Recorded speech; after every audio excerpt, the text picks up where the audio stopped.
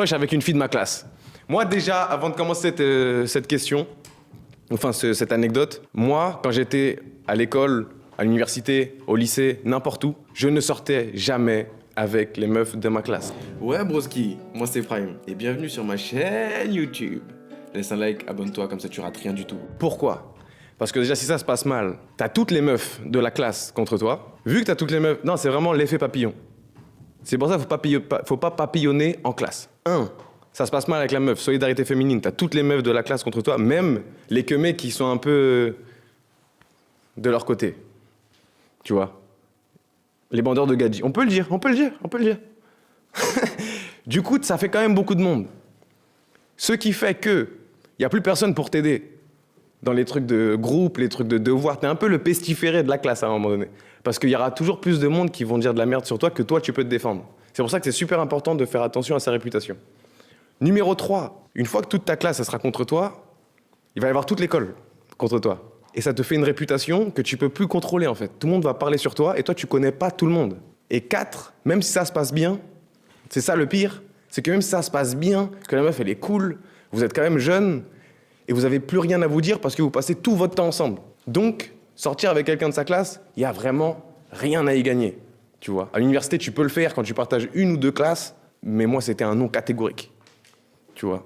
Ça prend trop des proportions de fou. Faut gérer la preuve directe. Non, lui, il n'a rien compris. Ou peut-être qu'il a tout compris, on ne sait pas. La CPE, ouais, tout le monde. Non, vous êtes des killers, vous. On vous entend, c'est une dinguerie, gros. Trop concentré sur les études. Les gars, je vous jure que c'est... quand vous êtes jeune comme ça et que vous êtes encore à l'école, je vous jure que c'est dur peut-être à accepter, mais c'est plus simple et c'est plus sain de vous faire des amis solides qui vont vous suivre dans toutes les étapes de votre vie, plutôt que de sauter sur tout ce qui bouge.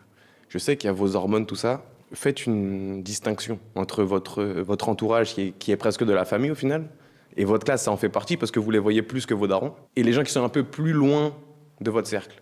Parce qu'il y a des gens, que vous le vouliez ou non, ils sont dans votre cercle en fait. Je sais pas si tu vois ce que je veux dire. Les gens de ta classe, même si tu leur parles pas, ils sont dans ton cercle. Même si t'as pas d'affinité, ils sont dans ton cercle. Si t'as le choix entre tuer quelqu'un que tu connais pas ou tuer le mec de ta classe que tu ne parles pas, tu vas tuer le mec que tu connais pas. Parce que vous parlez quand même un minimum, il y a un minimum de relations, il y a un minimum de liens. Non, c'est important, les gars. Moi, j'aurais kiffé qu'on me dise tout ça. Et je vais jamais arrêter, je vais vous envoyer le max de trucs. Si t'es en études à l'étranger, c'est la même pensée. Ouais, surtout à l'étranger. Pourquoi surtout à l'étranger ? Parce qu'à l'étranger, si tu parles, en tout cas de moi, ce que je connais, Canada, États-Unis, tu sais, les mecs avec qui t'es en cours, ce sera les mecs avec qui tu fais du business plus tard. Ça sert à rien de venir mettre ton petit pénis tout de suite là à l'intérieur de ça. Laisse ton zizi grandir déjà, après tu feras des trucs. Je sais pas si vous voyez ce que je veux dire. Des fois, le jeu n'en vaut pas la chandelle. Crush avec une fille de ma classe. Je suis en contact avec une fille timide qui a vécu une rupture il y a 2 mois. Malgré cela, elle engage souvent la conversation et répond régulièrement à mes messages, ce qui contraste avec le fait qu'elle m'ait dit qu'elle n'était pas très réactive en général. Déjà, c'est bon signe. Elle regarde toutes mes stories Instagram et like mes publications régulièrement.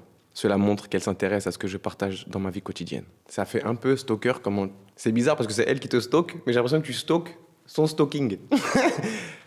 Sois cool, fais comme si t'avais l'habitude.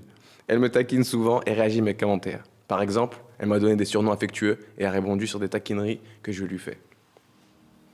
Les surnoms affectueux, faut faire attention. Parce que des fois, elle pousse un peu avec les surnoms, tu vois. Si elle t'appelle Pupus ou des trucs comme ça, tranquille, tu vois. Ça reste toi le gars. Faut pas tomber dans ça non plus. Non mais vous voyez ce que je veux dire, mon petit citron...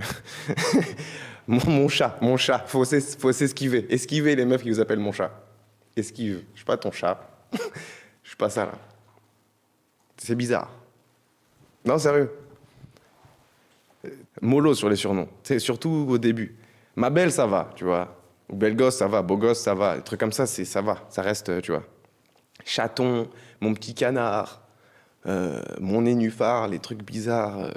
Tranquille. Vous pouvez dire stop, on n'en est pas là. Parce qu'après, ça joue contre vous. Les meufs, elles font les meufs, tu sais, mignonnes, elles aiment bien la mignonnerie, le romantisme, mais elles aiment bien aussi les hommes, de base, tu vois. Donc, voilà, je vous donne ça comme ça. Donc, elle me taquine souvent et réagit à mes commentaires. Par exemple, elle m'a donné des surnoms affectueux et a rebondi sur des taquineries que je lui fais. Elle pose souvent des questions sur ma meilleure amie. Ah ouais, toi aussi tu commences mal. On parlera de amitié homme-femme. Parce que, bon, ça existe, mais il faut beaucoup de facteurs, quoi. Faut cocher beaucoup de trucs, mais on parlera de ça après. Elle pose souvent des questions sur ma meilleure amie. Même si cela peut être de la simple curiosité, cela pourrait aussi refléter une forme de jalousie ou d'intérêt romantique. Mais c'est un profiler, le frérot. Elle semble vouloir savoir si d'autres filles occupent une place importante dans ma vie. Quand je lui fais des compliments, elle réagit, parfois de manière discrète, mais elle semble un peu perturbée. Par exemple, quand je lui ai dit que j'aimais bien ses cheveux attachés, elle les a attachés peu après. Cela pourrait indiquer qu'elle valorise mon opinion, mais il est fou, quoi. C'est un mathématicien qui tombe amoureux, en fait. Elle m'a dit qu'elle recalait certains garçons et a précisé que je n'étais pas dans cette catégorie. Cela montre qu'elle me place dans une position différente de ceux qui tentent de la séduire sans succès. Tu vois, là, tout va bien pour toi. Mais si tu continues à perdre du temps comme ça, qu'est-ce qu'il te faut de plus, là? Faut y aller. Il est où le problème? Je vois pas le problème encore. Je vois pas. Il est fou. Non, c'est ça, Light Kagami, des trucs comme ça, là. C'est quoi, ça? Tu peux... Et data analyse de Carmine, il parle comme ça. Frère, c'est une review de Scream. Tu sais, tu peux juste être cool avec ça. J'ai l'impression que en tout cas, t'es factuel. Bien qu'elle ne montre pas un enthousiasme débordant, elle a accepté l'idée de se voir. Elle fait des efforts pour reprendre contact après un silence. Par exemple, après avoir été sans téléphone, elle m'a envoyé un message pour me dire qu'elle était de retour, montrant qu'elle veut maintenir la conversation. Elle m'a surnommé de manière affectueuse après que je lui ai donné un surnom similaire. Cela peut être une manière ludique de créer une complicité. C'est un Shinigami, le frère. Non, c'est un Kunchi, les mecs avec des lunettes. Elle semble un peu perturbée ou mal à l'aise face aux compliments que je lui fais. Ce qui peut indiquer qu'elle ne sait pas encore comment gérer la tension romantique. Mais il est fou. Il est fou. Il est fou.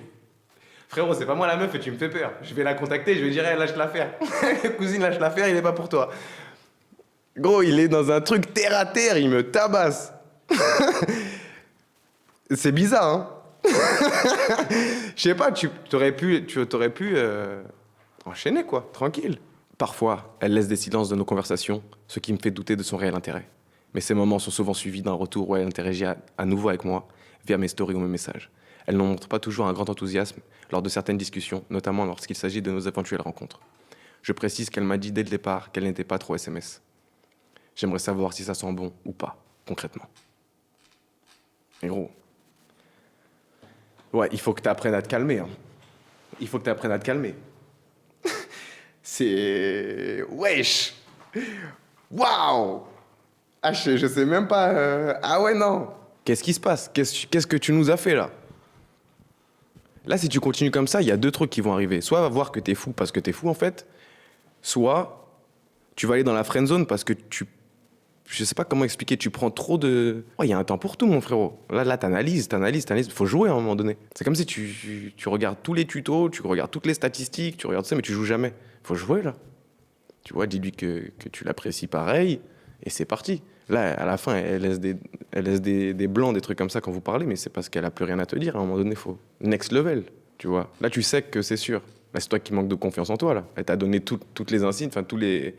Les feux sont verts, là. L'ambiance est magnifique et les feux sont verts. Pourquoi tu regardes ton GPS, là? Ça y est, c'est bon, c'est tout droit, là. Kiffe juste le moment. Il y a beaucoup de mecs qui sont comme ça. Tu vois, c'est des trucs de t'es tellement... tu veux tellement bien faire, tu veux tellement pas passer pour un con aussi. Parce qu'il y a beaucoup de mecs qui laissent passer l'amour de leur vie parce qu'ils veulent juste pas passer pour des cons. Tu vois.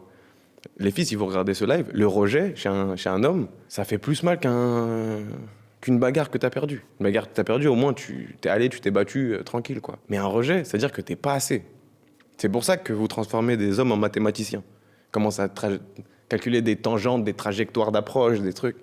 Les gars, si une meuf, elle est faite pour vous, elle est faite pour vous. Allez-y comme vous êtes. Et c'est le meilleur moyen pour réussir, en fait, à avoir un couple et être heureux. Parce que si vous arrivez avec voilà les calculs de trajectoire, les tangentes, les théorèmes, vous allez forcément être impacté et vous allez juste paniquer, en fait. Là, il y a de la préparation et il y a de la panique, tu vois. Là, je sens de la panique aussi. Tu veux lui mettre un perfect. On n'est pas dans Tekken, là. Tu vas te tromper, mais c'est pas grave. Enfin, elle s'en fout. T'es pas une blague près. Tu vois, il y a des moments, faut arrêter de perdre du temps. Ouais, non, là, je pense qu'il est en panique. Il est en panique. Et les gars, si vous êtes paniqués comme ça, arrêtez de vous faire des plans pour rien. Tu vois, faut profiter du moment quand vous êtes avec une personne et pas checker ses faits et gestes. Ça, je dis pas qu'il faut pas observer, tu vois. Mais il faut juste kiffer. C'est que la win, que la win, que la win, que la win, que la win. Hey. C'est que la win, que la win, que la win, que la win. Hey, c'est que la win, que la win, que la win, que la win.